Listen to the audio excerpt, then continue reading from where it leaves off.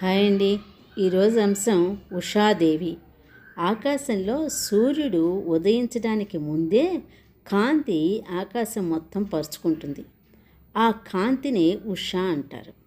ఆ సమయాన్ని ఉషకాలము అంటారు.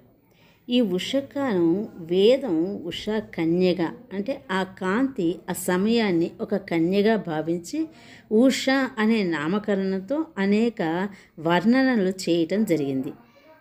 మనుషులందరికీ అనే కాకుండా ఈ భూమి మీద ఉన్న జీవులందరికీ జీవం పోయటానికి, వారి కోరికలు తీర్చడానికి, ప్రతి ఆత్మకు ఎప్పటికప్పుడు కొత్త శక్తిని ఇవ్వటానికి అని, అది బద్దకించకుండా కొత్తగా జన్మించినట్టుగా మన కోసం ప్రతిరోజు అలసిపోకుండా అందరికంటే ముందుగా ఈ ఉషాదేవి నిద్రలేస్తుంది. ఋగ్వేదంలో ఉన్న స్త్రీ దేవతల్లో ఉషాదేవి మొట్టమొదటి దేవత. ఉష అంటే తేజస్విని. ఆమె ఆకాశ దేవత కుమార్తె, రాత్రి దేవతకి సోదరి, సూర్యునికి సహచరి. ఆయన తేజస్సుతోనే ఆమె ప్రకాశిస్తోంది.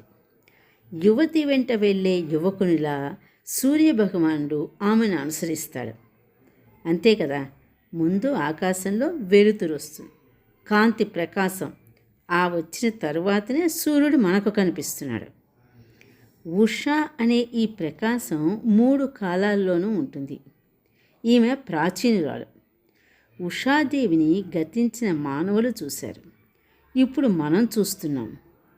మన తర్వాతి భావితరాల వారు చూస్తారు. ప్రకాశంతో అరుణవర్ణంతో ఉన్నటువంటి ఈ ఉషా దేవతలు కిరణ రూపంలో రథాన్ని ఎక్కి జీవులందరినీ చైతన్యవంతుల్ని, జ్ఞానవంతుల్ని చేస్తున్నారు. ఈ ఉషా దేవతలు సూర్యుని సేవిస్తూ ఉంటారు. సంస్కృతంలో ఉషా అనే పదానికి వేకువ, సంధ్య, సాయంకాలము అనే అర్థాలు ఉన్నప్పటికీ వేకువ, వేకువజాము అనే పదాన్ని మనం ఎక్కువగా వాడుతూ ఉన్నాం. కళ్ళకు చూపునిచ్చే కాంతి ఈ ఉషాదేవి ప్రసాదమే.